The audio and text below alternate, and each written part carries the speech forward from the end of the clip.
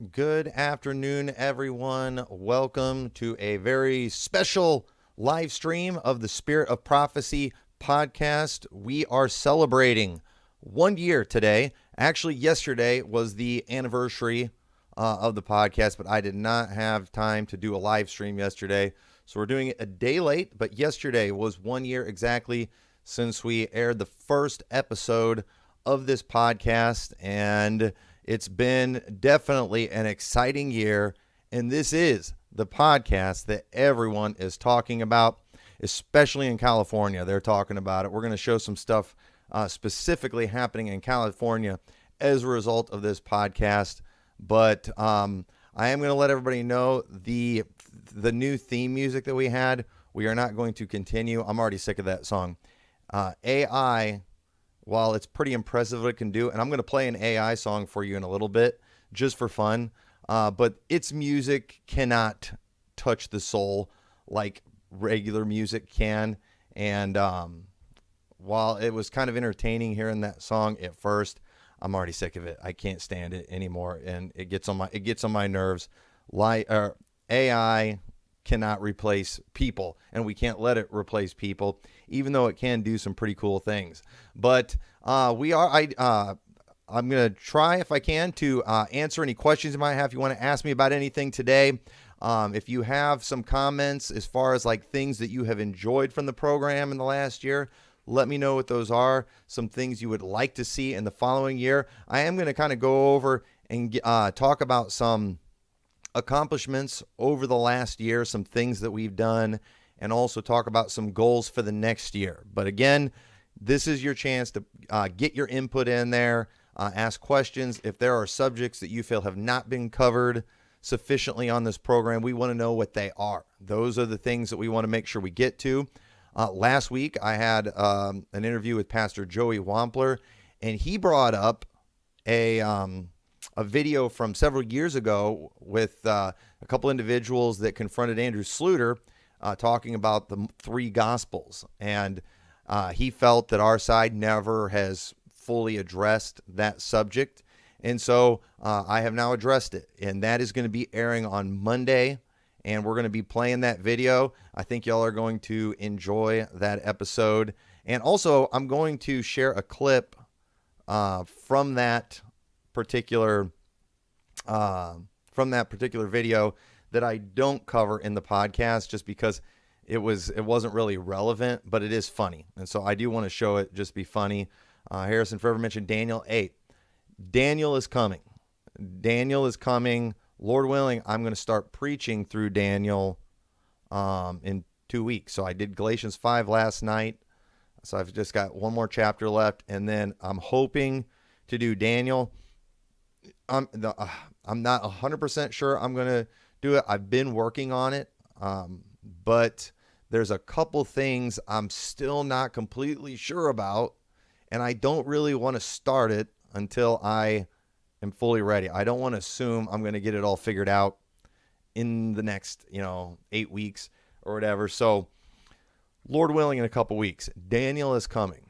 Daniel is coming. I do feel like I know how to present it, where I'm going with it, but at the same time, I've got to make sure it holds up to scrutiny.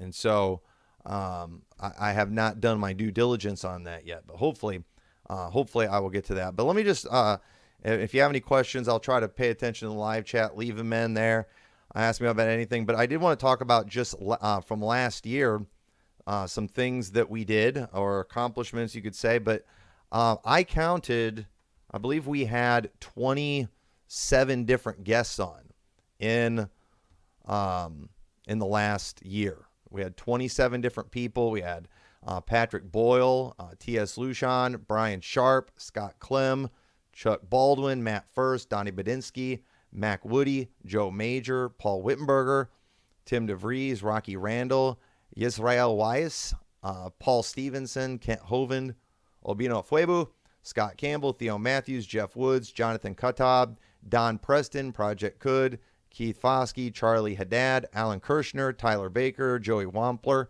So I believe that's 27 different guests we had on the program. And Many of them I would consider allies, some less than others. Some I would call opposition. We definitely had some people we would be opposed to on there. I mean, we had Yisrael Weiss, who is a full-blown Orthodox Jew.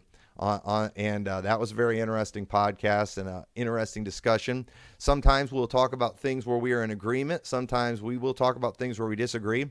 But one of the reasons, I'm going to give some reasons why this is the podcast everyone's talking about, especially in California, and that is, again, the variety of guests we have. We get a lot of different perspectives on this program. This program is not an echo chamber. I do not only talk to people who totally line up with me. I think, first off, I think that's boring. Second off, I don't think there's any profit in just listening to people echo what I'm saying. You know, I want to see if there's something these people can teach me. And often we can learn from people things they have right and we have wrong. Often, too, I learn a lot from their errors. I find out where they go wrong. I find out what they did wrong in their use of the scripture that led them to this false conclusion. And often it helps me see mistakes that I make in my own interpretation of the Bible. And so a lot of people don't like that. A lot of people do not. There are people out there who do not agree with my method. And you know what? That's fine. I don't have a committee that I run all these things by to see what they think first. People don't have to like my methods. They don't have to like the way I do things. You don't have to watch us. But again, it's what I want to do. I think it's very profitable, and I think a lot of people enjoy it. And so, yeah, 27 different guests just in the last year. And there's other things on this channel where I have old interviews from the past on my other channel, guest appearances and other things. But just in the last year, I also had a guest appearance on the Texas Boys podcast, Standing for Truth, 7 different debates. I looked up, I believe I did 7 different debates in the last year. Tomorrow night, epic debate coming up with me and a full preterist. I'm really looking forward to that. And I have done zero prep for that debate. I've got all the questions. I haven't even read through all of it yet. I need to get ready for that. But the reality is this show is my prep. My Bible study is my prep. And full preterists are hard to get debates lined up with them because they need so much information from you before they will engage in a debate. They want to know every little detail of what you're going to talk about. They study all your stuff. I mean, I've not watched anything from my opponent. And you say you're setting yourself up for failure.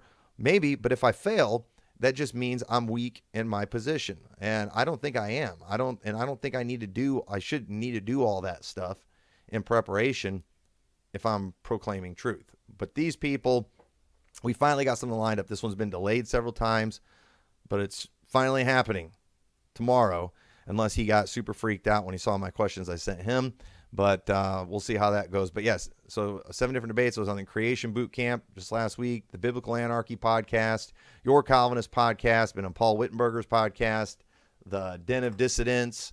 And so, and you can find all of that stuff pretty much on this channel. Some of it might be on my other channel. But yeah, so really getting the word out. We got 630,000 views in the last year, 3,100 subscribers. So that's fantastic.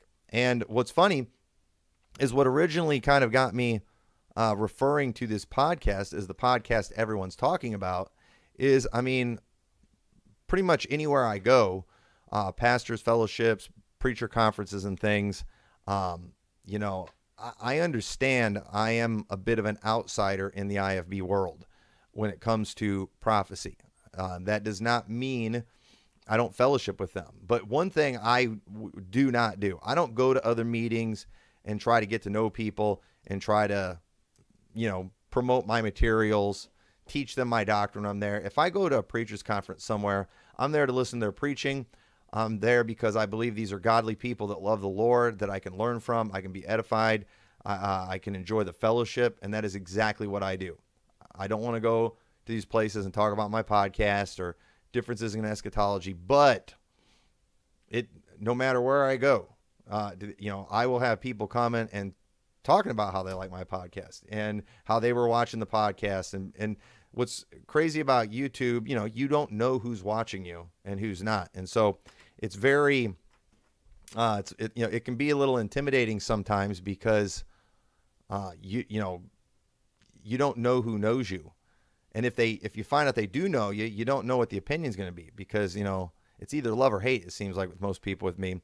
But yeah, one thing I do hear a lot from people when they talk about this podcast is I don't agree with everything you teach, but I enjoy the program. I enjoy your discussions. I appreciate you honestly representing and they appreciate the respect that I give the guests that I have on my program. And that, ladies and gentlemen, is one of the reasons everybody's talking about the Spirit of Prophecy podcast is because of the fact, too, that it is enjoyable seeing productive conversations on these things. So a lot of people are talking about it because of that. They enjoy good, honest, productive conversations. But then other people are talking about it because they can't stand that. And these people, in my opinion, are people who are very insecure in their position and they need an echo chamber. They can't handle somebody challenging their beliefs on anything, and they fear maybe have to retract something or admitting some kind of error in any way. Even if their overall position is right, sometimes how we get to our position is faulty and has some inconsistencies in there. And so a lot of people, they not only do they just want you reinforcing loudly everything that they've already decided is true, but then too, they also need you railing against the opposition, because that's another thing insecure people do. Insecure people, they need you to just get the other people to shut up. I can't handle hearing what they're saying. Where people who are confident in what they believe, it's like, well, wait a minute, let's find out where they're going wrong and let's see if we can fix it. Let's see if we can help straighten them out. Is there anything that maybe we are failing to communicate? And sometimes I do that. There's many things in the last year where I have not changed my position, but I have changed my language. I have changed the way I explain certain things because too many people were getting the wrong idea, and I don't want to communicate the wrong thing. And so my goal is to be as clear as possible in what I teach. And I just because, again, I don't need to confuse people. I don't want people walking away thinking, man, he believes this and this and this, when I don't believe that. Hey, now, there's always going to be some level of that. There's always going to be some of that because, whenever I'm doing a podcast on something, a lot of times these things, they build on each other. I can't necessarily go back to square one and, teach all the first principles on everything. A lot of podcasts that I do, I'm assuming the audience that's listening to me has heard many of my other podcasts, but a lot of times maybe that's going to be the first one somebody hears. And so they can be confused a little bit. And there's not really anything that you can do about that. But at the same time, it's another reason to just be careful. When you hear me say something, don't just assume what I believe about it. Do a little bit of homework, ask some questions. We shouldn't be afraid to do that kind of thing. In fact, last night in church, I was talking about that. I preached on Galatians 5, where it says fallen from grace. And what people do is they take that phrase, fallen from grace, and what they attach a definition to it that sounds like, it's like fallen from grace. Sounds like they lost their salvation. Well, it might kind of sound that way just from that statement, fallen from grace. But if we actually read all of Galatians, if we look at the subject matter and what he has been talking about the entire letter, and we don't just isolate that phrase, then you will realize that is ridiculous to think that that's what he's saying, that you can lose your salvation. Not if you look at the big picture of what he's saying. Yes, if we isolate a sentence, you can get the wrong idea. Now, when somebody reads a verse like that, is it the Bible's fault that people came to that conclusion? Is it Paul's fault? Was he not clear enough? No, it's their fault for being lazy and not looking at context. And so I'm going to show an example too, because, recently too, I said, again, everybody's been talking about this, especially in California. There has been some major misrepresentation. I will say it's as far as full-blown railing. Okay, if it's not railing, I don't think there's any such thing as railing. But that's exactly what this individual has done, taken a sentence and attached a definition to it, and has literally had to preach 2 damage control sermons from it, and which is hilarious. But we're gonna play some clips of that here in a little bit. But either way, we're always going to have that kind of thing, because we do. There's things that when you have different positions, people, they don't always understand your language. I've done podcasts just about the language that we use and making sure we're using biblical language. One preterist, one full preterist that I have interacted with, he's made some videos basically where he's done the same thing. He's taken a statement that I have made and he has assumed meaning. He has assumed beliefs surrounding that statement. And he's like, well, that's inconsistent. And then he's showing all these problems that it creates doctrinally for me. And it's like, but wait a minute. That's not how I explain that passage. That's not how I define that. And this individual, too, is another dishonest person. Okay, a lot of people are. They're very dishonest. And on this program, while I will have people who disagree with me and even have positions that I would say are really bad, okay, they need to at least exhibit decent human behavior. If I've seen them railing on people, purposefully misrepresenting other people, there's no profit in having people like that on the program. That would be a dumpster fire. And there have been a couple different full preterists who have wanted me to do things with them, but they have proven themselves to be, just dishonest. And when I have opposition, I try to get the best of them. I try to get the best representation of them. When I had a full preterist come on, I went with Don Preston. He was my first choice because from what I've seen, he is a leading voice in there, but he also acts like a decent person, even though I think his doctrine's terrible. But he seems like he is fair, or at least makes a really good attempt to be fair in his representations of other positions. And so I'll talk to somebody like that. But some of these other guys, forget you. You're a waste of time. And some of these people have no following at all. And so that's why they do crazy stuff, because crazy stuff gets attention. Dumpster fires get attention, but we try to avoid dumpster fires on this program. And I think that's why a lot of people enjoy it. It is wholesome. It is educational. And we've not had any dumpster fires in this program. Doesn't mean we won't. I might mess up and make a mistake and allow somebody on the program that I shouldn't, and we'll probably have a dumpster fire. But I'm gonna make an attempt to not have one of those. But we are. So we are. Everybody's talking about this podcast too, because we are not afraid to challenge our own position. If there's an area where I feel like, hey, we're not really explaining this well, or we're being awfully dogmatic about something where the Bible is not real clear. Hey, how sure are we about this? That's me, challenging our position. Doesn't mean I'm compromising. Doesn't mean I'm changing. No, I want to strengthen this position. When it comes to the millennium, I am still premillennial, but I hear a lot of dumb things said in the name of premillennialism, because I have actually talked to amillennialists and postmillennialists. I have realized much of what the IFB says about them is not true. Doesn't mean their position is true. But we do ourselves no favors when we misrepresent these other positions. When you're acting like these things are just these damnable heresies and stuff, it's like, well, why? Can you explain that to me? It's Calvinism. They're Jesuits. They're Catholics. I don't think that makes you a Catholic. And so you have the people that see Jesuits and around every corner and Calvinists and that's just dumb. Are you being dishonest on purpose, or are you just insecure? And so you're just taking an extreme position. And that's what I think a lot of people are doing in the Baptist world. You have been told what to believe, but you don't know why you believe it. And typically people that are like that, because of their insecurity, they take the most extreme position. They use the most extreme rhetoric against other positions. And we don't do that in this program. And that's why everybody's talking about this program. Some in a good way, some in a bad way. Those who are honestly searching for answers, like it.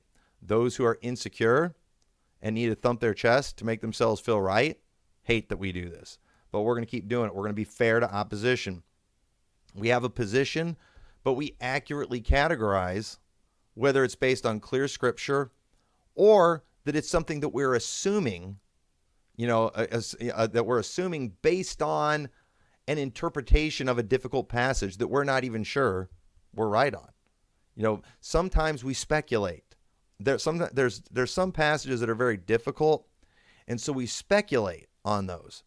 But often what happens in our circles is we will form a consensus around our speculation, and then it eventually becomes sound doctrine. And then people start assuming, so now that we know this is right, even though we don't, we're speculating. If this is true, then in this even more difficult passage, that would lead us to conclude that this over here is true, and it might be something way out there. And so that's why we've got to be careful, that we don't allow, agreement amongst each other over a speculation that it all of a sudden ends up becoming sound doctrine in our minds. And that has definitely happened, especially in the world of eschatology. And so what I have done in this program is I've backed up a little bit. I was like, wait a minute, we're awfully firm on this. Does this hold up to scrutiny? And sometimes it does. Sometimes I find more proof or better proof. Sometimes it's like, this is a really weak case. And this is what I do. When I find something and I'm not convinced that I was wrong, but I'm convinced that maybe it's a very weak case, you know what? I'm nicer to those who might disagree. And as a result of me being nice to people, as a result of me giving the other side a fair hearing and honestly representing them rather than just calling them all Calvinists and Catholics and Jesuits and reprobates and things like that. As a result of that, people feel like I'm flirting with other doctrines. That's what people feel like. I'm not, but that's what I get accused of. And so, interestingly enough, let's just go ahead and take some time to talk about why everybody is talking about this podcast, especially in California. And I committed a major sin in a certain world, and I allowed a canceled individual to come on the program and talk about a position where we don't agree. I had Tyler Baker on the program, and obviously that stirred up a hornet's nest. Of course, we made zero reference to any of this, new IFB soap operas, drama, things of the past. But obviously, people got really upset, and that resulted in damage control. Because when it comes to, I did used to fellowship with the new IFB. And listen, in defense of myself, I'm very embarrassed by that. Okay. But at the same time, it happened. It was a thing. I don't anymore, but there are people out there that, because of that, they are terrified of their people listening to me. And so, and that's fine. I really, I don't really care who listens to me. I will say I don't want these people being attached to me. I don't want to be publicly aligned or associated with any way. The behavior, it's just too embarrassing. There's just too many things that just can't be defended. And I don't want to have to even try. And so anyway, as a result of this, obviously people in the church were watching my podcast when I don't know why they were. I got marked like 3 years ago. Okay. Now listen, when your pastor marks somebody, okay, now I know that in the new IB world, they don't always follow this, but it's mark and avoid. Mark and avoid. In my church, if I mark somebody and tell people we're going to mark and avoid. And so if I mark a heretic, okay, obviously they're going to probably continue being a heretic, which I'm not going to continually mark them every time they preach a new heresy. Okay. Now, if people in my church are like promoting that heretic, I'm going to go after them, the people in my church, because those people have been marked. Why are you promoting their nonsense? And so again, if everybody in your church is watching my stuff, that's not my fault. Okay. You already did your thing marking me a few years ago, and we're going to play a clip from that in a little bit too. But let's go ahead and watch this one clip. And this was I used this for a promo. I got rid of the music because it was annoying. But let's go ahead and watch this damage control, portions from a damage control sermon. Stories of the times that last, spirit of prophecy will tell. Listen to the tales and say that I'm married to this particular doctrine, but then I also make the statement, but I like to flirt with other doctrines as well. That's a weird statement to me, but a pastor literally said that. Because this pastor, he believes, or he holds to a premillennial view. But then, he has this podcast where he's inviting on a Oneness Pentecostal who claims to once again be a Trinitarian, but he's still Oneness Pentecostal. He's a damnable heretic. And some other fool out there who desires to be a teacher of the law, understanding neither what he says nor where he affirms. And these guys are preterists, they're amillennialists, they're postmillennialists or whatever. And the host of this show basically says, well, I'm married to this position, but I like to flirt with other doctrines or whatever. What kind of statement is that? I tell you what that means. Let me translate that for you. I like to be carried about with every wind of doctrine. I like to just dabble in heresy every once in a while. What is that? I believe this. I'm married to this, but I like to cheat on real doctrine and go screw around with false doctrines. Pastors need to stop. I like to flirt with heresy, flirt with other doctrines. What kind of crap is that? You gotta be ashamed of yourself. You understand that the Lord Jesus Christ wrote those words? All right, sorry folks, I accidentally did the kind with the music on it. I did the wrong one. But I like to flirt with other heresy. Who does that remind you of? It looked like he was imitating something. I'm surprised he didn't do after that. That was pretty interesting. But yeah, flirt with other heresy. I like to flirt with other doctrines. That usually means you're quoting. That typically means you're quoting when you do that. And again, that was all in response to this next part. Let's go ahead and watch this last part. This is what was actually said. With time and Mercury, have no doubt. Spirit of prophecy, cheer and shout. Soaring high with hope devout. Soaring high with hope devout. From the ancient scrolls and lore. Well, I'm definitely married to a position, but I get in a lot of trouble for flirting with other ones all the time. But yeah, so there you go. Now, again, just like I said before, when you hear a sentence, okay, the context will tell you how to interpret that sentence. And again, because of the fact that I get accused of flirting with other doctrines and things like that, or flirting with other positions. Like, I can't believe, because, for example, there was one individual who was accusing me of all kinds of stuff that was like talking about how he platformed a preterist. And like, I'm flirting with these other positions. Like, no, I want to debunk these things. I want to know where these people are coming from. I'm going to get this doctrine straight from the horse's mouth. And that is not me. So the thing is, I never said I like to flirt with other positions. I said I get in trouble for it. But let me just say, and it was crystal clear to anybody who watches this program, that I don't think I do. I do not flirt with other positions. That is an accusation that gets thrown at me because I don't just lie and rail about opposition, because I give people a fair hearing. But I never said I like to flirt with other positions. I never said I like to flirt with heresy or anything like that. I don't. And I don't think I do. And while people accuse me of it, while they don't like things, things I do with that, again, I don't think I am guilty of those things. And so, they just need to deal with it. And again, I said that laughing because I think it's a funny and a stupid accusation.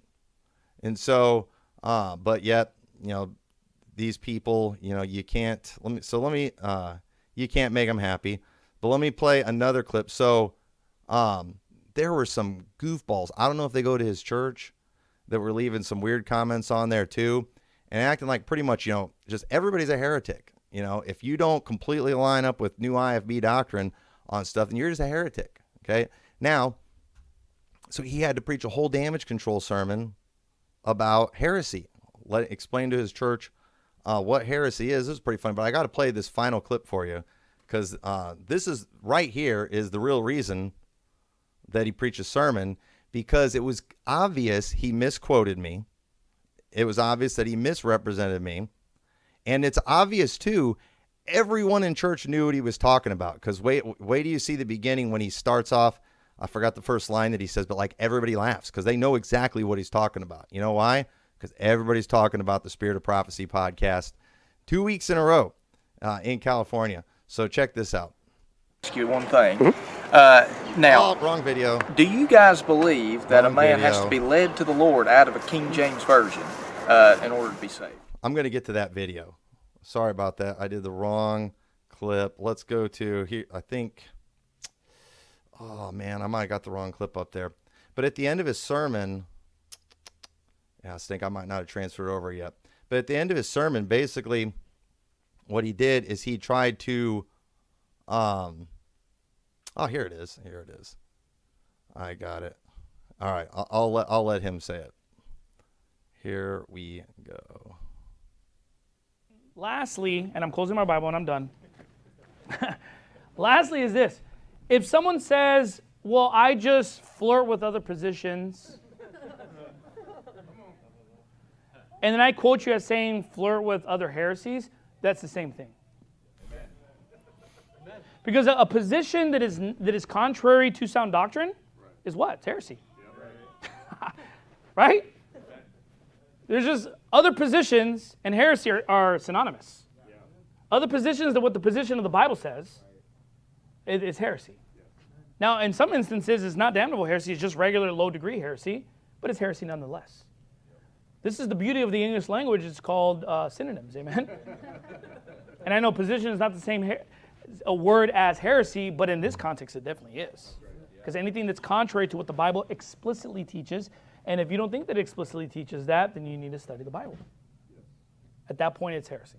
Amen? And lastly, and I'm closing my Bible. All right, so y'all see that? So, yeah, but don't do this. If you're not doing a direct quote, flirt with other doctrines. No. And then saying flirting with heresy. Again, I don't even think I do it. And I definitely didn't say I like to. I definitely didn't. That was me mocking my accusers because of again, it is my belief that a lot of these people are just insecure. And the people who say the most extreme things, somebody varies from them a little bit. They must be a Catholic or a Jesuit or a Calvinist or something like that. I think that's very dishonest. And so me giving opposition a fair hearing causes a lot of insecure people to get nervous and then accuse me of all those things. And it's not right. It's not fair. And it's just full-blown misrepresentation. That's all there is to it. Now, what's funny, again, everybody got it, and he had to do the second damage control sermon. Literally all I did, I just used his clips from his sermon as a promo. I didn't talk about him. I didn't discuss him. And then I played the actual clip at the end. But, and it was obvious to everyone he was railing, which is a really big deal, in the new IB world, because they're always throwing people out of their churches for railing. And so he had to prove it wasn't railing. And so guess what? Positions just got a new synonym, heresy. And so just this bad. But this is the same thing when I originally got marked a few years ago. I was preaching a sermon, and I talk about this all the time. Everyone in my church knew it. In fact, I never even responded to this video when he originally put it out because everybody in the comments was defending me. except for like the hardcore Kool-Aid drinking railers. And it was because it was so obvious what I meant by it. But often whenever there are falling outs, you know, in the IFB world, I hate this. Whenever people get bent out of shape about something that happened in their church, they leave their church, but then they leave the doctrine too. And during that time, a lot of people are leaving the new IFB, and then there were some who were like leaving the doctrine. And it's like, you don't have to do that. Like, listen, just because these people are acting like maniacs and stuff doesn't mean they're wrong on doctrine. But often, this is the way I was speaking, in human nature, whenever we are at odds with someone, it is in our benefit if they are the worst people in the world, if they are heretics, if they are false prophets and all these things, because then we can be meaner to them, which is why I often joke about reprobating people in the new IFB, because once you get the reprobate stamp, we're allowed to hate them, and we can say whatever we want about them. And so a lot of times we need people to be reprobates. That way it will excuse our bad behavior that we are going to have towards them. But that is a wrong attitude. Okay. And I have expressed that over and over again. That is a wrong attitude to have. Sometimes people are right in doctrine, they're right in positions, but they sin and they do bad things. And what we want to do, because we're so mad at them because of something they did to us personally, and we know they're not going to go to hell because of something they did to us personally, but it's like you want them to. You need them to. So you need them to be heretics. But the problem is they're not. Okay? They're not. Sometimes there's just saved people that you don't get along with. There's saved people that are just very carnal, and they do bad things, and they don't make it right. And when that happens, you know what you don't do? You don't dump good doctrine. And that was the point that I was making in there, that again, while I am not popular in that world, and while they don't like me, and there's a lot of railing and things said about me, you know, and I'm saying, unfortunately, they're right.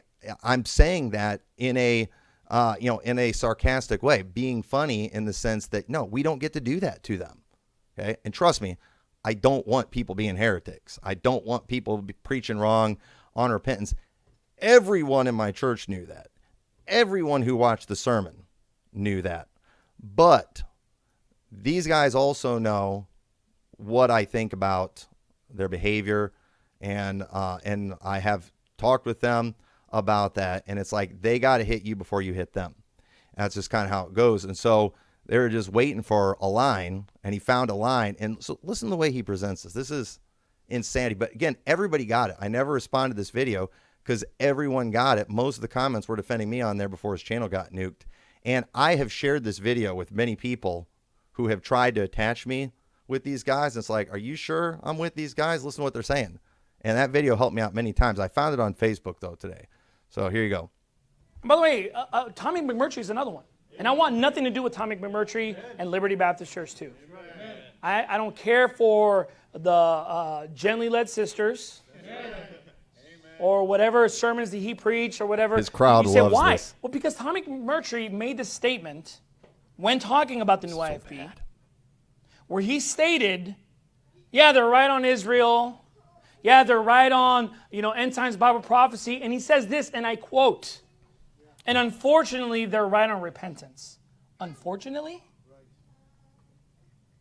Folks, when we talk about the old IFB, one thing we say is, fortunately, they're right on salvation. Because we want people to be right on salvation. It's a wicked thing to not want them to be right on salvation. And even the people that we wouldn't even get along with or agree with, that's old IFB, if we found out that they're preaching the real gospel, we're like, well, that's a good thing at least. The man's saved, the man is preaching the right gospel. Amen.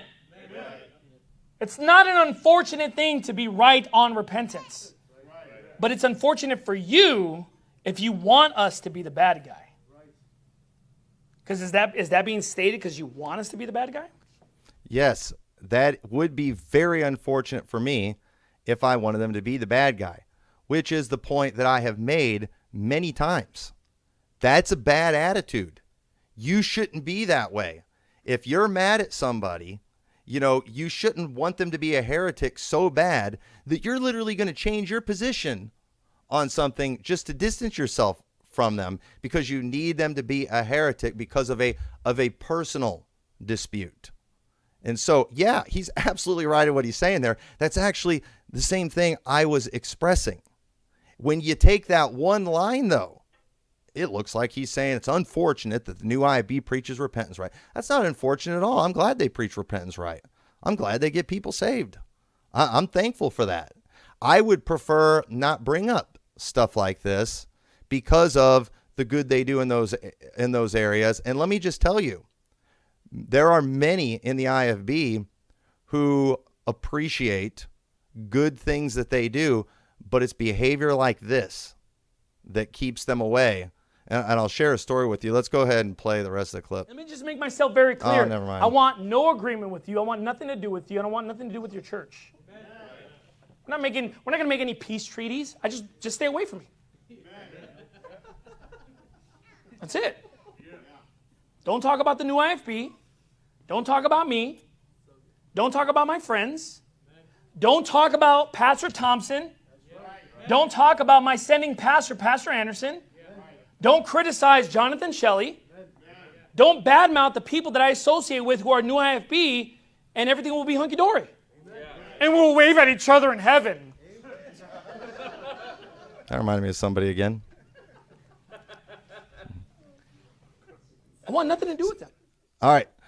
So I thought he said he didn't want a peace treaty. We don't need no peace treaty. So then why are you giving me all these terms and conditions that I have to follow if you don't want a peace treaty? That's kind of weird there. But anyway, again, like I said, all that stuff is clearly just, again, I don't know if people are telling him this. Again, his church clearly loves this kind of thing, and obviously railing is totally fine there. Nobody's going to hold him accountable for any of that kind of thing. But because can you imagine if they tried? It would be excommunication real fast. But at the same time, it's very clear what's being expressed in these videos, but people will take a line. And it's the same thing people do with the Bible. They take one line, attach whatever definition, ignore the context, all the things surrounding it.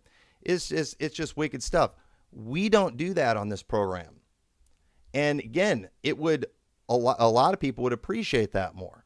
The problem is, if I'm out there misrepresenting other people's positions, preterists, dispensationalists, whoever it is, I'm not going to win people over in that crowd, because then they're just going to think I'm a liar and I'm a railer. And so what was funny, though, about that particular clip is, it was probably a year later, so it was like 2 years ago. I was at a meeting and I met a preacher there. Really liked the guy, good preacher.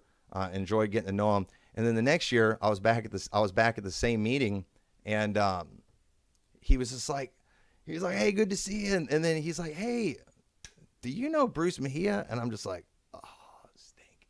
And so I'm like, yeah, I know who he is." And it was funny because this guy knew who he was.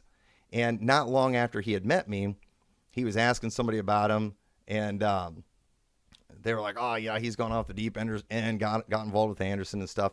And so he looked him up, and he searched for him on YouTube, and he saw the video where he mentioned me, and he's like, "Hey, I just met that guy," and he saw him going after me on there, and he thought it was funny, and I was just like, "All right, okay, good," but it actually helped me out, and I used to share that video.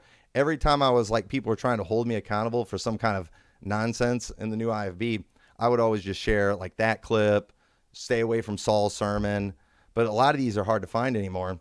And so it was, it was pretty funny. But anyway, when I've talked to these preachers about these things too, and at that same meeting, I had another pastor that I'd never met him. He preached, really liked him, good guy. He came, talked to me, and was familiar with my stuff. And there's a lot of people out there who they see the soul winning, the stand on the King James, and even some people who are open to the idea that the prophecy is correct. But then they see stuff like that, and it's like, man, if they're talking that way about people that they agree with, what would they say about me as a pre-tribber? And it's really sad. I've talked to people who've talked about some of their King James documentaries and stuff, and just that have acknowledged the good things and would, like them. But at the same time, it's just like, they're like, man, these people, if they hate you, they would really hate me. And it's really sad. It's sad that it's gotten like that, they fear, outside influence so much. And it's like, outside influence is always going to be around, and you do not accomplish anything by just, railing, isolating people. You just got to strengthen them and what you believe in. And if what you believe holds up to scrutiny and it's helping these people and it stands the test of time, they'll be loyal to you. But those influences are always going to be out there, and you don't have to go over the top. You don't have to, and again, he mentioned my wife's program, because they knowing that we have a huge problem with their behavior, they're just terrified of any influence from us. And it's just like, honestly, any people who sit through that, support that kind of stuff, some of the language behind the pulpit, a lot of the behavior, railing, false accusations, misrepresentations, people who support that kind of thing, I don't want anything to do with them. I'm not interested in influencing you, but I'm also not interested. I'm not going to just like leave the internet either. And so it's pretty sad, but it was pretty interesting watching that. I had not, the last Mejia sermon I had seen before these last two, and I wouldn't have even known anything, but some guy commented on my Rumble channel saying that he had gone after me, and so I went and watched it and got entertained. But the last sermon I had seen from him was his one where he busted up the Xbox, which was pretty awesome. Here's a little clip from that. You know sermon. what? Video games produce some of the most emotional brats that I've ever met in my life. When I start talking about this, does it rub you the wrong way? Does it bother you? Do you not like it when I hit it like that? When I'm just beating it? Huh? Does that bother you just a little bit when I say you need to grow up? Does it bother you a little bit when I say put away the video games from among you? You know what you young people need to do? You need to take your Xbox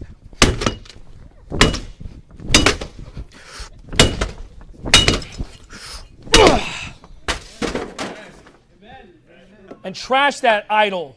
Because you know what? That thing's taking the place of you reading the Bible. That thing's taking the place of your prayer life. That thing's taking the place of you living the righteous. It's taking the place of you improving your marriage. It's an idol. Y'all got to go check out the Jason Goes to Church video.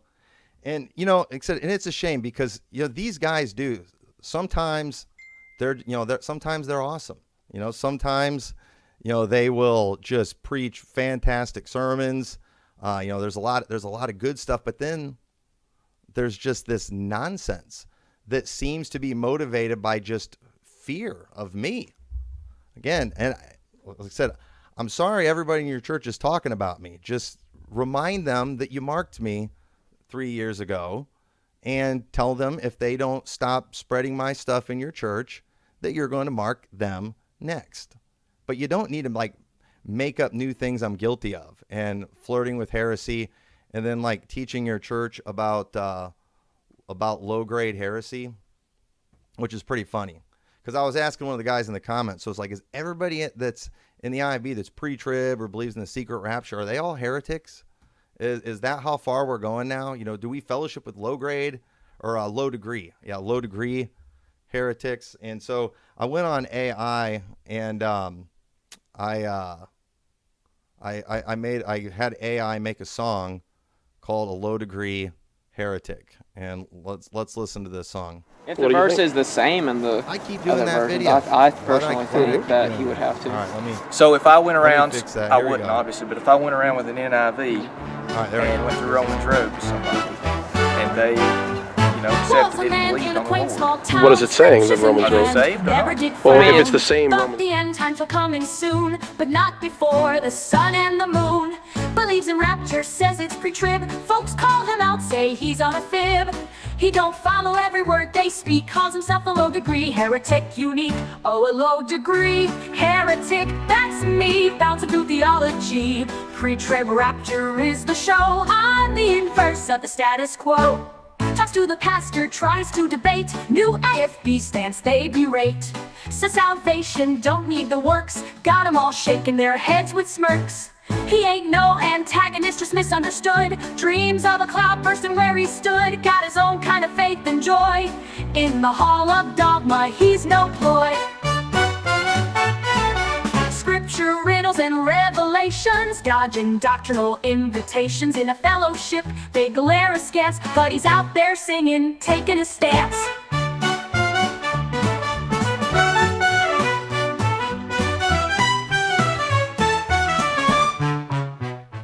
All right, so that's the low degree heretic song that's about the pre-tribber.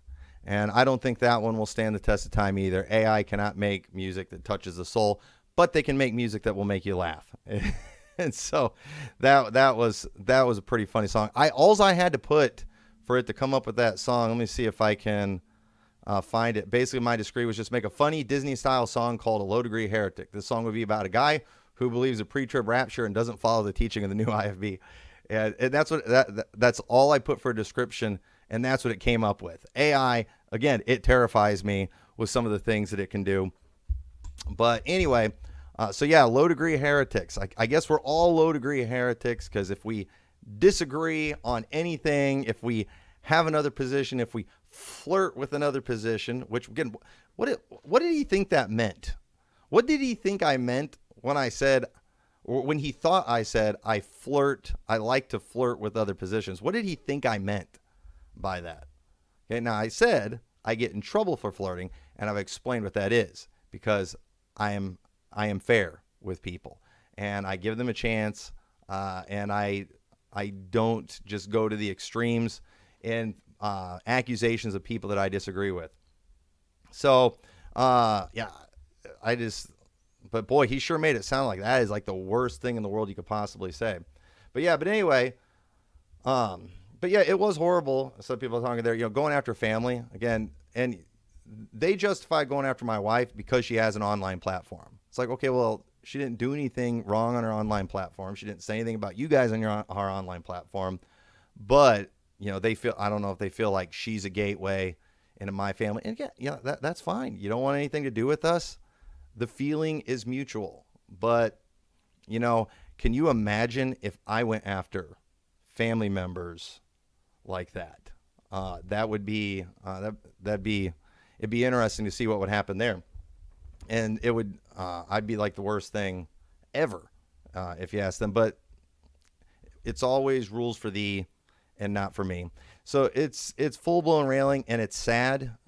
I wish it didn't have to be that way. There's so many good things that they stand for, good things they do, but they can't seem to help it. And I don't know if it's the people in their churches that clearly seem to love it, and they're just kind of giving the crowd what it wants. But we don't want to do that. And that is another thing, too, that I am so thankful for on this program is with 27 different guests. Again, that includes friends, allies, and even enemies. We haven't had dumpster fires. We don't have to do crazy over-the-top stuff. We don't take these extreme over-the-top positions. We don't do any of the crazy stuff. Sometimes we do funny stuff. Well, like today, we're playing some funny videos and things, but it's just simply trying to talk about the truth in just a fun way, enjoying ourselves, and that is why people are talking about these things. Now, I've not been watching the live stream, but we want to see if we can, if you have any questions on there. So Zachary Stevens, you are now a reprobate. You have crossed the line, Spirit of Prophecy. I think I already got reprobated a long time ago, so you're a little late to the game there. But yeah, he also said you should step down as a pastor in that sermon. Again, just extremes, all the time. Let me go back. If you have questions, again, if you can go ahead and put them in there again. If I missed it, I have been paying attention to everything out but the live chat. And so give me a few minutes as I try to read these things and see what's being said. You're going to make Andrew Sluter come out of retirement. Yeah, you definitely going to want to watch Monday's program. It's definitely going to be fun. Sluter, if he sees that video and wants to come on the program, a mention is an invite. Okay, a mention on this program is an invite. Now, that doesn't mean you get to pick whatever subject that you want. Okay, you don't get to just pick whatever subject that you want. So, it goes for Mejia too. If he wants to come on here and he wants to talk about low degree heresy and my flirting with heresy and synonyms, we'll have that conversation. And I think we could even do it without a dumpster fire, personally. But anyway, try to read some more of these things. I don't have all the pieces of the puzzle, but I'm teachable. So, yeah, we don't have all the answers. We admit it, but we're not afraid to find out what they are. Oh,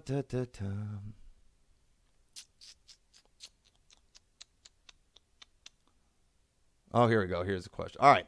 So I'm finally starting to get caught up with things. So Al Hizzy, do you think the damage Bible college does is contributing to bad doctrine, understand, and should be further explored?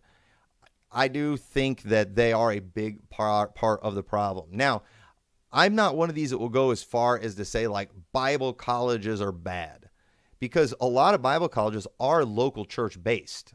They're based out of a local church. They're under the leadership of a local church, they're under the leadership of a pastor, and a pastor is allowed to train people how he sees fit. Now, I have a problem with the model many times. I think what they are trying to copy is flawed. And so you can't tell a pastor he can't train people for the ministry.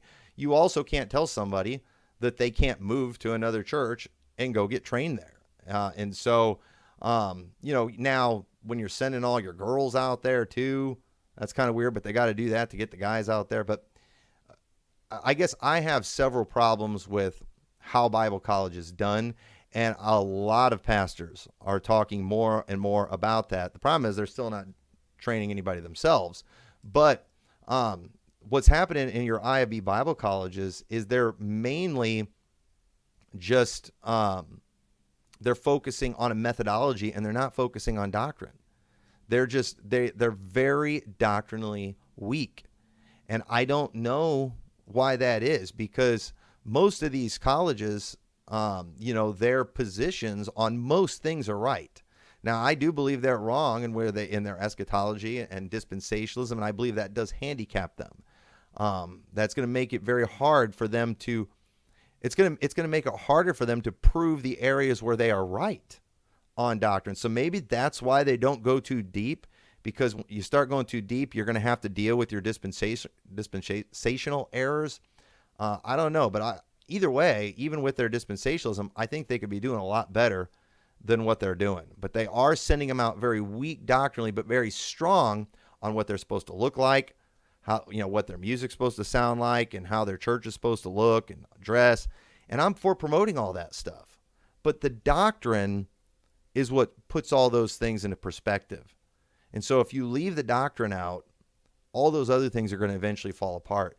And so I don't like to just make a blanket statement like Bible college is a problem, but I will say the way Bible colleges are being run is a problem. A great deal of reformation needs to happen there. One, I think most of them need to get smaller, because most people are just training their own people in their churches. I think that would be a lot better, but hopefully that helps. But Jamie Russell, what is your favorite accusation people make at you for your views? I like when I get called preterist a lot of times, because when I get accused of being preterist, most people who do that because they don't really even understand the doctrine. And then it gives me an opportunity to kind of throw some questions back at them that reveal their ignorance of it. For example, most of the time, and now I'm going to give everybody a response, but when somebody wants to call me a preterist, it's like, well, can you tell me what the problem is with preterism, why it's a heresy? And a lot of times they don't know, because a lot of times they'll say it because of what I believe about Daniel's 70th week or something like that. And it's just like, well, okay, that doesn't make me guilty of denying a literal resurrection and return of Christ. You can believe in a literal resurrection and return of Jesus Christ and think certain elements of prophecy have been fulfilled. And so it's just, I guess I like that one just because it's super easy to make people look stupid when they say that. But somebody said accusing him of being new IFB has to be number one. Yeah, again, that one's getting harder to debunk because all the videos are getting taken down, proving that I'm not. But I do think in the near future, one of these days, I would like to maybe do a podcast kind of talking about my entrance into fellowship with New IFB and my exit from it as well, just to maybe clear up some things. I've never done it in the past. One of the main reasons I didn't do it in the past is because, one, there is no limit to the stretching of words that these people are capable of doing. And so it's like, who am I trying to please? Because the Kool-Aid drinking railers are not going to care what I say. They're not going to care what kind of proof I show. It doesn't matter to them. And why do I care about gaining the approval of people like that? Now, one of the reasons I originally thought about doing it was because of people like from the old IFB that are confused, because so many of them thought the only reason I had the positions that I did was because I was, fellowship with the new IFB. No, that's why a lot of you have the positions you do, because you fellowship with the IFB, and therefore you have to be pre-trib, even though you can't defend it. No, I believe these things because I believe these things. I'm convinced of these things. That's why I believe them. But at the same time, I asked advice from people that I respected, who I knew cared about me. And they're like, people who know you, they'll, see through the lies. They'll figure out who you are. They'll understand all these things. And I felt like a lot of people from the old IFB were just wanting to use me, to take shots at people that they didn't like. And it's like, I'm not interested in doing that for you people. And so I just left it, alone, and it doesn't matter because, again, 3 years later, I'm still here and they just can't get over me. But it's, it's not their fault either. Everybody's talking about this podcast. And so how do you feel about becoming the boogeyman of the new IFB? It was one of the easiest accomplishments I've ever done, because I made zero effort to do that, yet it absolutely worked. And so I don't know if I should be proud of it or not, because it's not hard to become a boogeyman there. But either way, yeah, that's a funny question. But Undone, Pastor, have you done a show in the fullness of times or the fullness of the Gentiles? I've preached a sermon on it before, but that was a long time ago, and I don't think I did the best explanation. I probably wouldn't want to recommend that one. I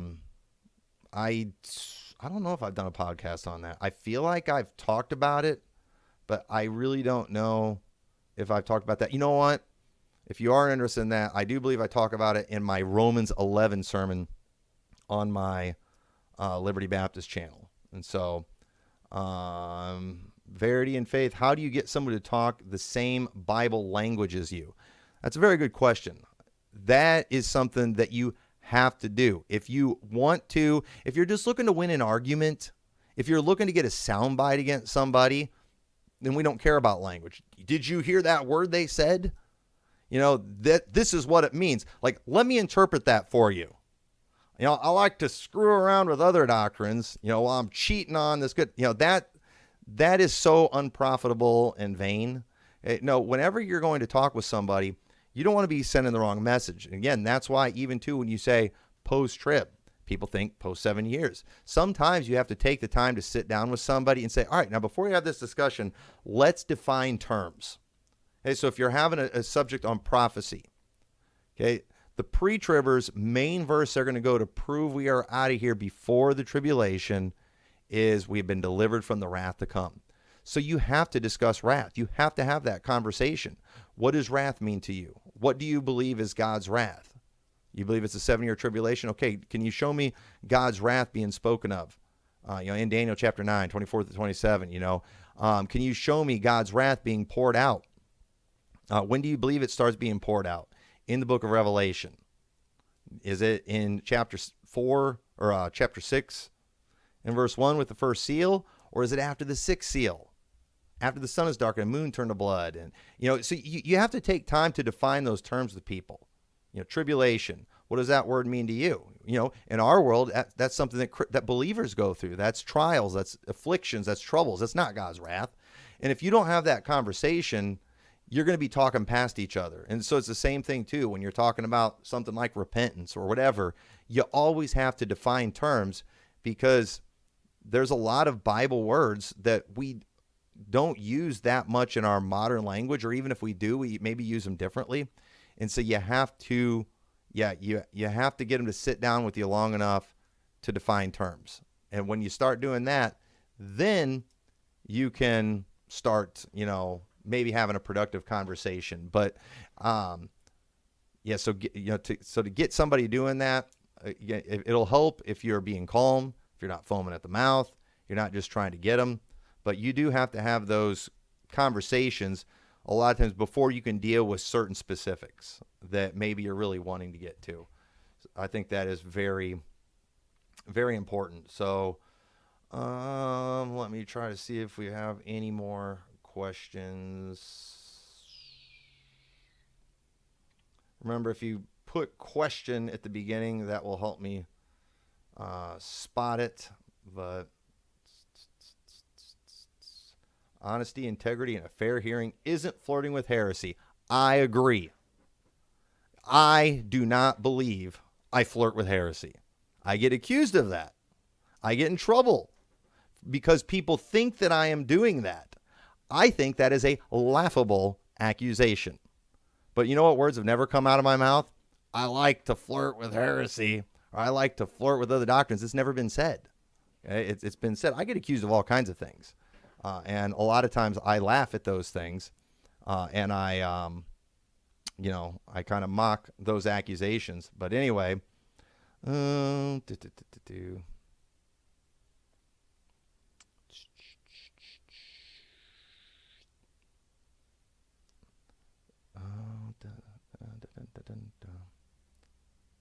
I believe you would appreciate Pastor Lunas Raniki from South Africa.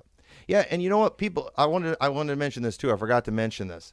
I do appreciate suggestions for people I have on the program. Keep those coming.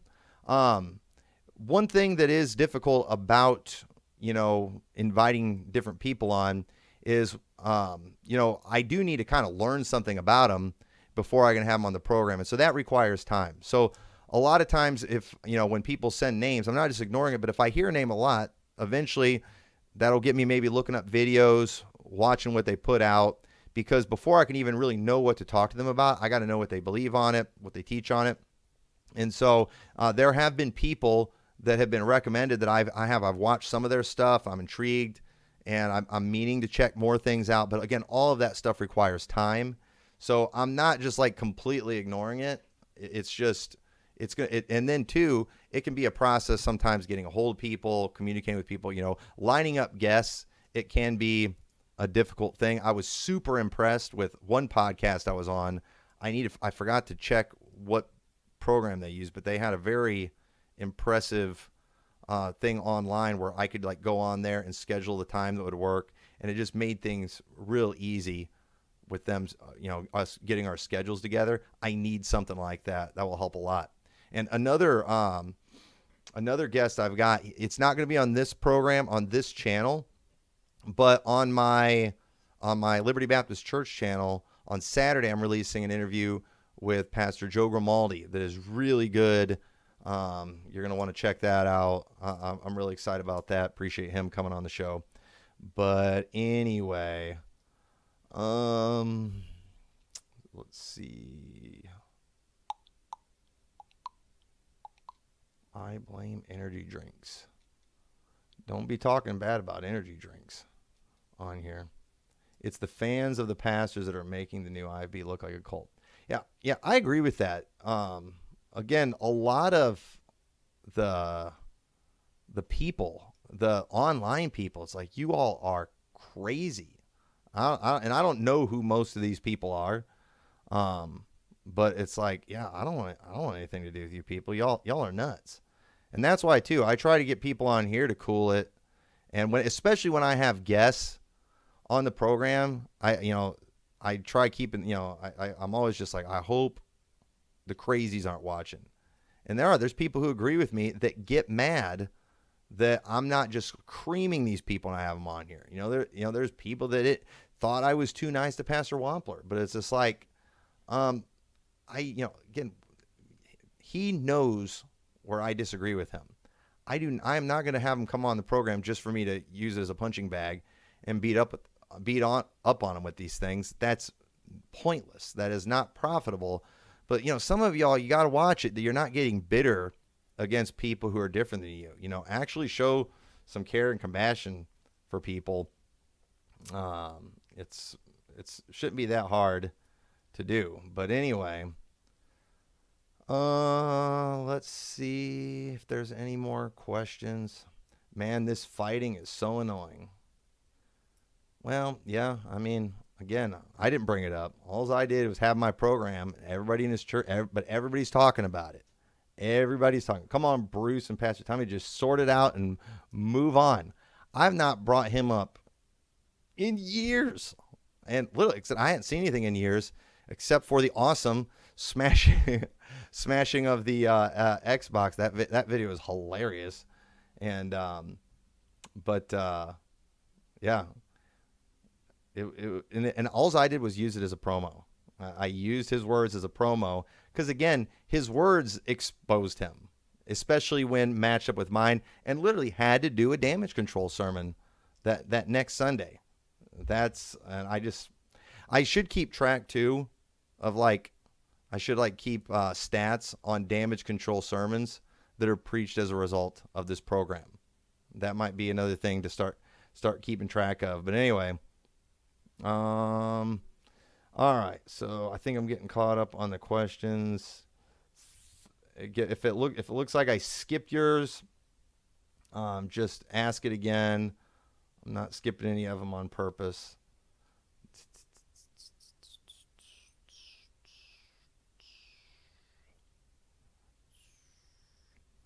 Yeah, new IB churches are good, just needs to cut out the fanboy stuff and fighting. Well, again, now what? When you say that, what they're going to do, they're going to show you all kinds of Bible verses about contending for the faith, and we're supposed to fight, war, good warfare. But again, we all agree you're supposed to fight. But there are some things but there is a way to fight and to strive lawfully. There's a way you can cross lines. You can fight in the flesh. You can sin. You can fight, you can beat up on people who don't deserve to be beat up on, and it's like whenever, they love the memes. I saw some reference to the memes, the mockery. Well, Elijah mocked the false prophets. Yeah, he mocked the prophets of Baal that are jumping around on an altar, cutting themselves, trying to call down fire from heaven.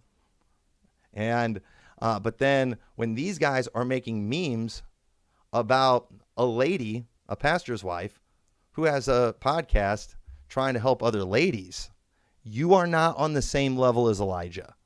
You are not doing the same thing Elijah did. But if you call him out for mocking, my wife, and on her for her gently led sisters, then that's what they'll jump to. Elijah mocking the prophets of Baal. And Kool-Aid drinkers wow, that proves it. It's all good. We can mock whoever we want. I'm going to go make fun of people in the nursing home for being old and decrepit. Elijah mocked people. No, you can't do that. So this is insanity. And that's why too, I'm not trying to reach their crowd. Anybody who cannot see this stuff on their own are not the type of people I'm interested in having anything to do with. Okay. I don't want you coming to my church. I don't want you leaving comments on my program. Just, stay away.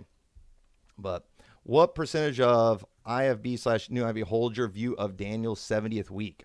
Oh, I have no idea. I've had a lot of people in the program that agree with me on that. A lot of the old commentators. I mean, that my view of Daniel's 70th week was like the leading view until dispensationalism became a big thing. I mean, it was, you go read most of the old commentaries that the beginning of Christ's ministry, that was the beginning of Daniel's 70th week. So now in the IFB, again, the IFB has been mostly dispensational for the last, several decades. And so the new IFB, for the most part, and there are exceptions, and I should say the new IFB, I wouldn't say that they're like a majority in this, but they're like the most vocally anti-dispensational Baptist. I have come across other groups and other fellowships, if you want to call it that, of Baptists who are non-dispensational and that probably equal more churches than new IFB churches. But most of these people too, they don't have a big online presence, but they absolutely, they are non-dispensational, but also would agree and teach Daniel's 70th week like I would too. So there's a lot of people, but as far as like IFB, new IFB, it's not really a thing there. So it's one of those deals where, I've not done the stats on it, but we all agree and that the IFB has been overtaken by dispensationalism. And that's an area where I'm thankful for the new IFB, because I remember early on when I was coming around on these things, I was, in fact, I've got it in here somewhere. One of the last books I read that finally is like, yeah, dispensationalism is stupid. I read a book called Dispensationalism by David Walker, I believe it was, and I'm just like, somebody told me, read this book. It'll prove to you dispensationalism is right. And I read it, and I was like, this is horrible. And it was after I read that when I was like, I told myself dispensationalism is false. But I felt like at that time I was the only Baptist that wasn't dispensational, and that freaked me out. I was like, I can't be the only one. I'm looking up all these Bible colleges, doctrinal statements and things too, reading what they're saying about end times. I was like, there's got to be other people. And I was familiar with Pastor Anderson, and I knew he even had it, but I just assumed he had some dispensationalism too. I thought every Baptist was. And I remember I actually heard a sermon by Pastor Berzins back when he was at Word of Truth. And it was a sermon against dispensationalism. And I was like, I'm not the only one. And that was very encouraging to me. Hey, there's other people out there. And then I realized, Pastor Anderson, because I hadn't followed his stuff real close, he's not dispensational either. I was like, there are other Baptists out there that aren't dispensational. And so that was encouraging for me to see that. Now, fast forward all these years later, I found out about many more who not only are not dispensational, but they've been that way for a very long time. But again, they didn't have that online presence. And that's the area where, Pastor Anderson, he really conquered YouTube world, and where everything you searched was stuff Bible related, Baptist related. It was always his stuff. And so he really, made a lot of noise in that area, and it helped people who were probably feeling the same way. I must be the only one thinking this. And if you're the only one teaching something, you're probably wrong. But the thing is, sometimes you're not the only one teaching it. You have only ever heard, one view because you've been in an echo chamber your whole life of people who are in error. So, I believe in giving credit where credit's due. And that's another thing I might do one of these days, talk about. I've been wanting to have a program about the new in fact, before all this Mejia stuff, I was planning on, I talked to some people in our church about it. I wanted to do a podcast on the new IFB influence on eschatology, because I think they've had a very good influence in that area, and I think they deserve a lot of credit because of things like After the Tribulation, Marching to Zion. These have had big impacts, and absolutely, they deserve credit for that. I won't deny that for 2 seconds. The problem is I'm not going to have somebody on the program, who has been, railing against me, my wife, or just who is embarrassing. I was going to ask Pastor Berzins. I think he is I've not seen him out there railing or anything like that. He's seems like a balanced individual where he has the right doctrine and everything, but also has a good spirit, unless I'm missing something. But I was considering reaching out to him. Now he probably wouldn't want to do it because, everybody's in a tizzy over there right now because I committed the unpardonable sin of allowing Tyler Baker on the program. And so I would probably get shut down, but I think it's worth acknowledging their contribution there because they have been influential in that area. And I absolutely, again, I did not become post-trib because of the new IFB. I ended up finding the new IFB because I became post-trib, and I definitely learned some things from Pastor Anderson. There were definitely some major areas where I was still kind of like scratching my head. Things weren't adding up. And, and then I listened to some of his teachings like, oh, wow, yeah, that makes sense. That's what I was missing right there. So there were some really good kind of aha moments, or eureka after seeing some of his after seeing some of his things. And I think he deserves credit for that. And back when I originally got involved with Pastor Anderson and I did a live interview with him, you got to remember there was a lot of names that I absolutely was not familiar with. In fact, most of them will probably be names that Bruce Mejia told me not to mention, but I'm going to mention them anyway because I didn't know who he was. I don't think he was even involved in the new IFB back when I did that interview with Pastor Anderson. I don't know when they got connected. I had no idea who he was. I think I met him at the post-trib conference. Aaron Thompson, I didn't know who he was. Who was the other ones he mentioned on there? But I didn't know who those guys were. Oh yeah, Jonathan Shelley. I didn't know who he was. I had no idea who those people were. And so again, whenever when I watched Pastor Anderson, I said, let's just admit, okay, there are some whatever you think about Pastor Anderson, there are some fantastic moments that he has given all of us. He deserves credit for exposing the Born That Way stuff that was infiltrating Baptist churches. He absolutely deserves credit for that. In fact, in my next podcast on Monday, I give him credit for exposing a lot of the Ruckmanite stuff that was going on in IFB churches. He deserves credit for that. I mean, he's given us some great sermons. There's been some fantastic clips. There's been some epic rants that will forever be remembered. There's been some great documentaries that have been put out that have been very helpful. And so, but there's always been some crazy too. But I don't mind some crazy. I really don't mind people having some crazy as long as they come by it naturally. And now what I'm not impressed by is people who act crazy and they're just acting because they're trying to imitate him. And it's just like, that's just weird. Okay. And I've always been drawn to a little bit of crazy because I find it entertaining, and it helps kind of get the message out. That is not my way. I don't do the crazy stuff. I would get more attention if I did, but it would not be genuine. It's not my personality. It's not who I am. And so, as a result of that, what, I'll say this too. Pastor Anderson never demanded anything of me, like acted like he expected some kind of crazy from me.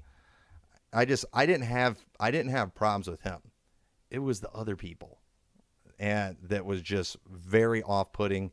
And I couldn't do it anymore. I'm like, I'm out of here. And I told people why, and I told them, but I think too they were afraid I was just going to go make the backyard videos and all that kind of stuff. So they had to get me before I got them.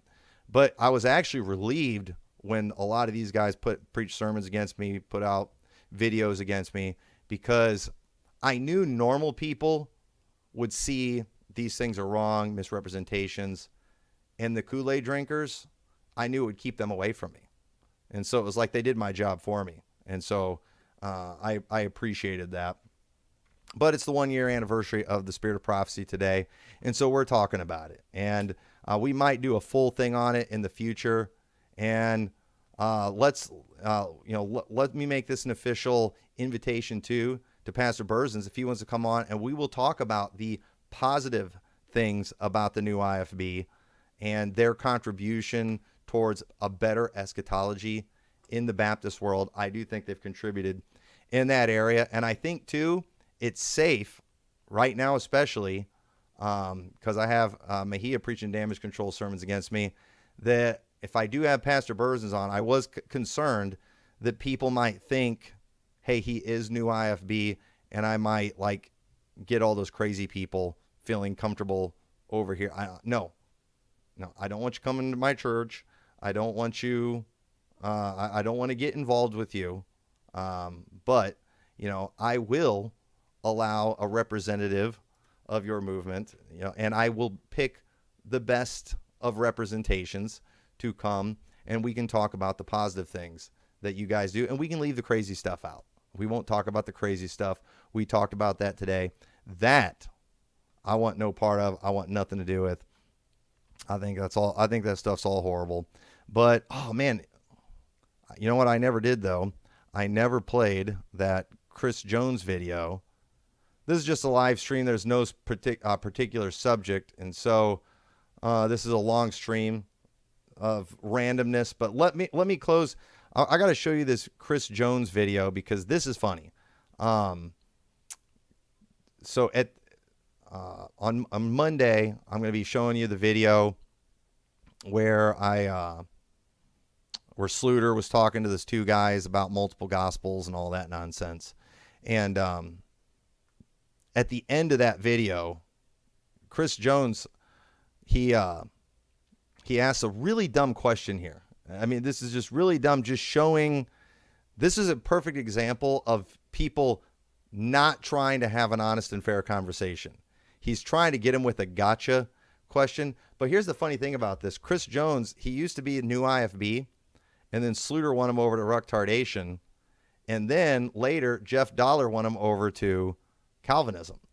And what's funny is now that he's not running with the Southern, the Southern dispensational types, he's like lost his Southern accent. And again, I am not against having a Southern accent. I'm not against having a Southern accent. If you are Southern, talk Southern. But I think some people do it just to try to fit in with a certain group of Baptists. And I meant to get a video showing how he talks now. Because, no Calvinist wants to sound like a hillbilly. Because they all want to sound intelligent. And so they don't talk that way. But just, this is funny. All right, you got to watch this. Ask you one thing. Now, do you guys believe that a man has to be led to the Lord out of a King James version in order to be saved?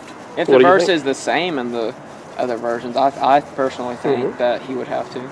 So if I went around, I wouldn't obviously, but if I went around with an NIV and went through Romans Road with somebody and they, accepted it and believed on the Lord. What is it saying, the Romans Road? Are they saved or not? Well, if it's the same Romans Road, right? No, wait a second. Look at the look on his face after he asked that dumb question.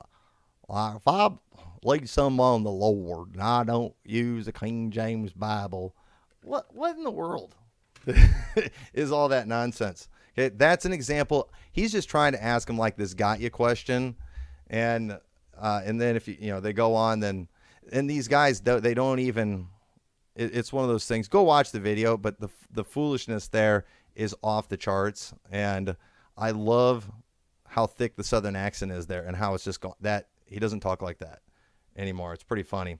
But yeah, Brother Mathis, I told you the podcast would do great. Congratulations. Brother Mathis, he is in the live chat right now. He was the one that actually had the idea of this podcast. He called me up one time, and he was just like, you know what? You ought to do a podcast on prophecy, and he like suggested all these things, and I was just like, hey, that's a great idea. I was like, but why don't you do it? I suggested that he do it, and he called me, I think, wanting me to do it, and then I was like, yeah, you know what? If you did it, and I started telling him all these different things he could do, but and then later, the more I thought about it, I was like, yeah, you know what? Maybe I should do something like that, and then sure enough, started. So yeah, Brother Mathis, he gets all the credit for that. I see Pastor Jeff Woods in there. Keep up the great work. I need to have you back on the program, Pastor Woods. I've been meaning to contact you.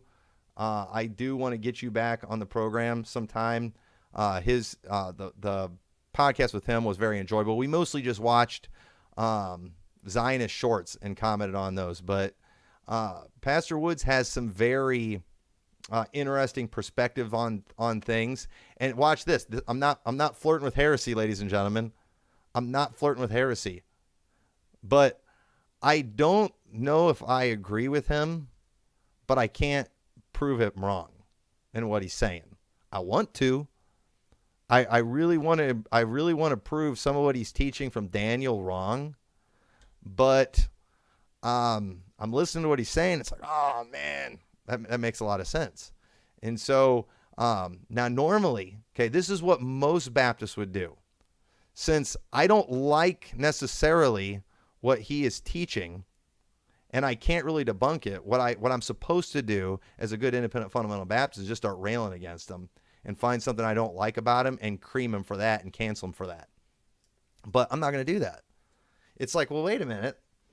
If I'm right, if my main position is right, I need to be able to answer these things. I need to be able to give a better explanation for this than what he's given. And so I would like to have him come on the program and challenge all of us on these things. And that bothers people.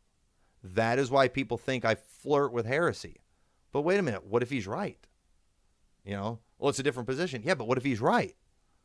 If he's right, then would we be the low degree heresy people? I don't want to be a low degree heresy person. I want to be the full package. So, but Pastor Woods, I've been meaning to get with you sometime. But yeah, and I don't think Pastor Berzins is going to need to do a damage control to distance himself from me. It's not his fault if I say something nice about him. So I don't think he's going to feel threatened by that. And he doesn't have to. I'm not going to be mad at him if he doesn't want to come on the program. But I said, I just had Pastor Wampler on. First dispensationalist I've had. I had no dispensationalists with all the talking I do about them. It's like, I got to have them on. So it's like, I've been talking about the new IFB today. I got to have somebody from there on, and I want to pick the best of their representatives, that I believe will help them look the best. And you guys like, Pastor Berzins or Robinson, those guys have not done any railing against me and my wife. And so I don't hate those guys. I don't hate any of them, but I even kind of like most of them, but I just can't in good conscience necessarily be involved. So anyway, I think that's all we're going to talk about in the program today. But I hope you all enjoyed just a random hodgepodge of stuff. But folks, the things we talked about, this is why everyone is talking about this podcast, because we have the most interesting conversation. We have the biggest variety of guests. We challenge ourselves, and we also drop truth bombs all the time too. And this is another thing too. I have been told by people who disagree with me strongly, even about, they're not lined up with me on the rapture or dispensations, but they will talk about how they learn things from this program, because we teach a lot of stuff from the Bible. We try to be very thorough, and dispensationalists don't want to admit it, but they learn things from this program sometimes. And you know what? I don't mind admitting that sometimes I learn from dispensationalists. and not about dispensationalism, but other things.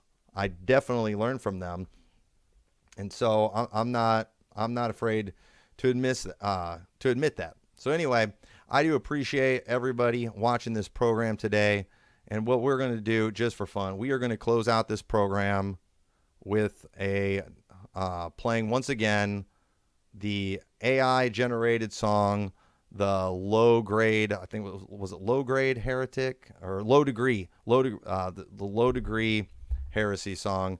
So God bless you. We'll see y'all next time.